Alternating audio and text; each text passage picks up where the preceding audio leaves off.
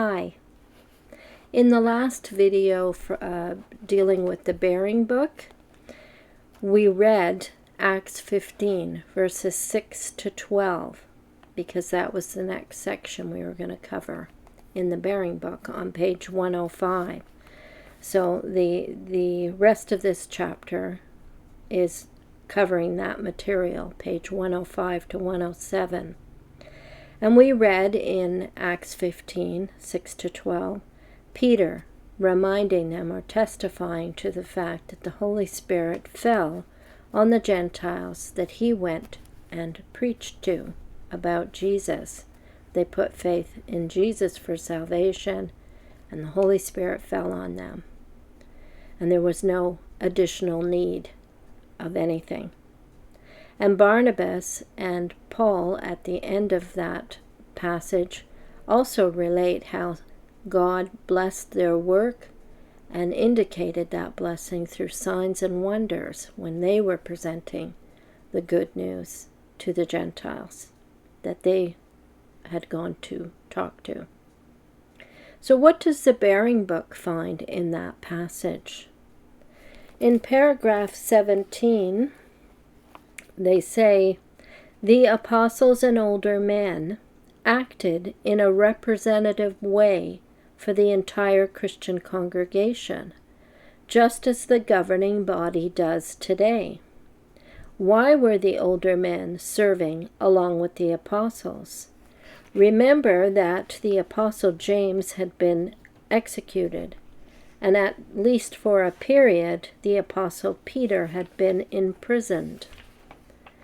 Might similar eventualities befall other apostles?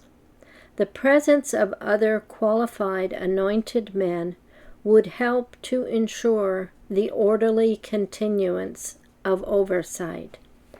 So what they find is the governing body, even though that is not said in the text, and they see themselves as copying them, having a governing body for the, what was the way they put it, for the oversight of the congregation.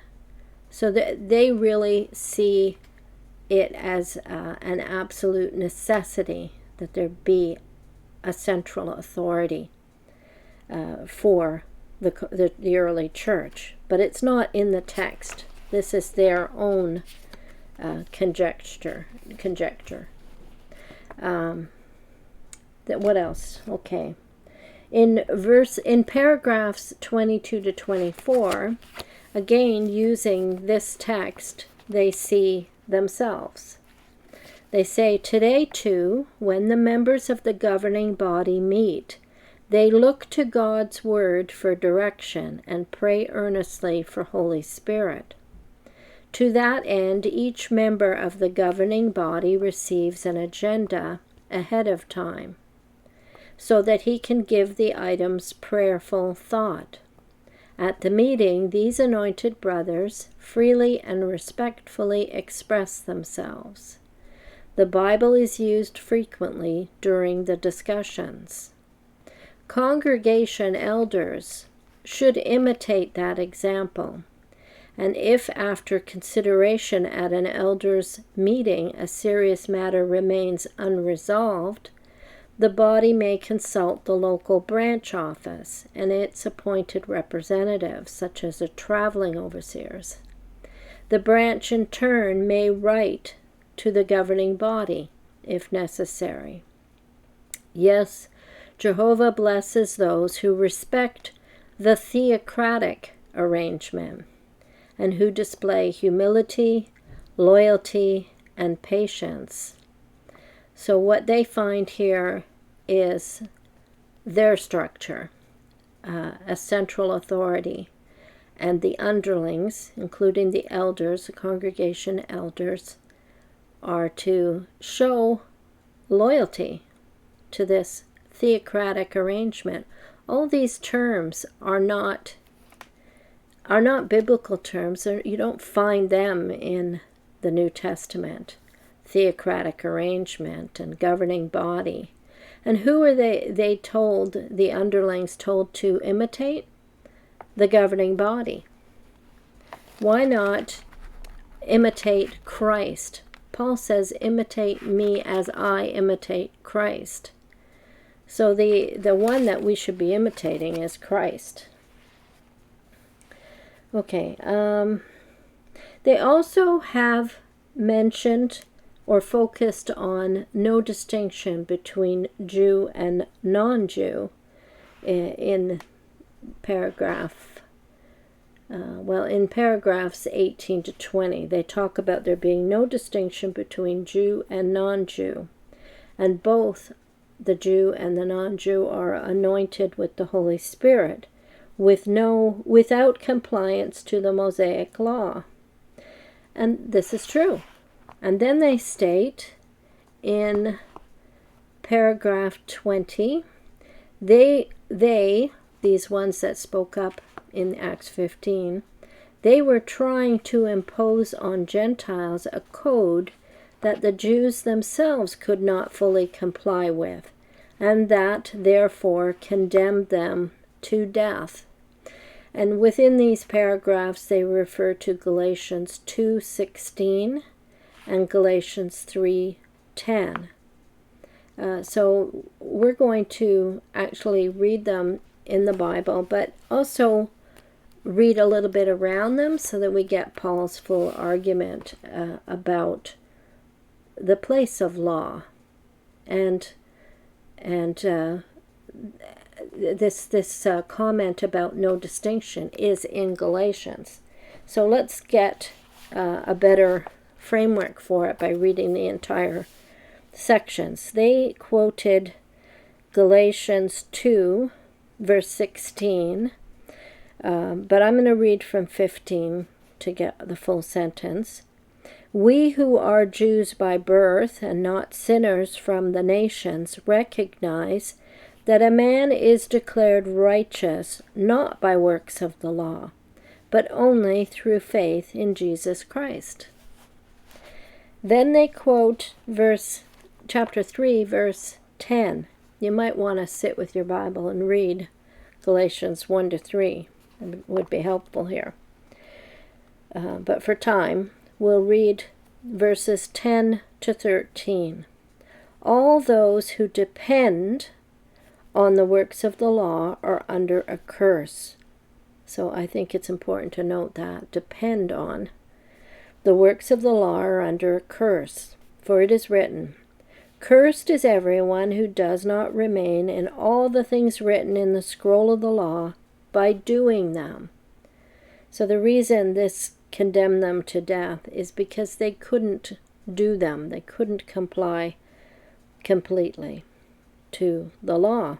They were sinners. He further says, moreover, it is evident that by law no one is declared righteous with God, because the righteous one will live by reason of faith. Now the law is not based on faith. Rather, anyone who does these things will live by means of them.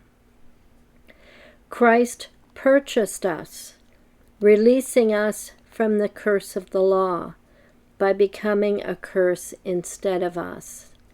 So the reason the law produced a curse on you is because you couldn't keep it. But does that negate the purpose of the law? It was never the purpose of the law to save you. That was the one coming that was going to do that for you, Christ. Verse 19 to 26, or 20, 19 to 26, Paul furthers the conversation about the law. Why was the law there then if it couldn't give you life? You might ask that question. And here he puts that question. Why then the law? It was added to make transgressions manifest, until the offspring should arrive to whom the promise had been made. And it was transmitted through angels by the hand of a mediator. Now there is no mediator when just one person is involved, but God is only one. Is the law, therefore, against the promises of God? Certainly not. For if a law had been given that could give life, righteousness would have actually been by means of law. But the Scripture handed all things over to the custody of sin, so that the promise resulting from faith in Jesus Christ might be given to those exercising faith. However, before the faith arrived, we were being guarded under the law, being handed over into custody, looking to the faith that was about to be revealed. So the law became our guardian, they have in the footnote, or tutor, leading to Christ, so that we might be declared righteous through faith. But now that the faith has arrived, we are no longer under a guardian.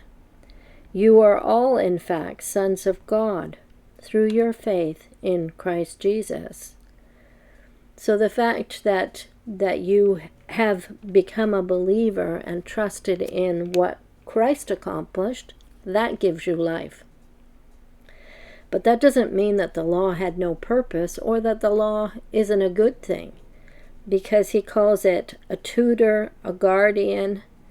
It is the means whereby God told us his ways, the way to live.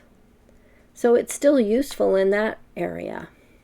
So I think the Watchtower tends to make you think that you no longer need to even look at the law. And at the same time, they have their own set of rules and laws, much like those that had rose in this meeting and said they must do this also. They just have a different set of rules. The Watchtower has their own rules. So they're more like the ones that stood up and protested than resolving the problem by saying, trust in Christ for your life and be guided by Scripture for how to live. I'm going to link to a video that we did from going through the entire second book of Ray Franz's In Search of Christian Freedom. This one is called Ray Franz, Like Paul's Judaizers, JWs Don't Recognize Their Yoke of Slavery. Thanks for watching.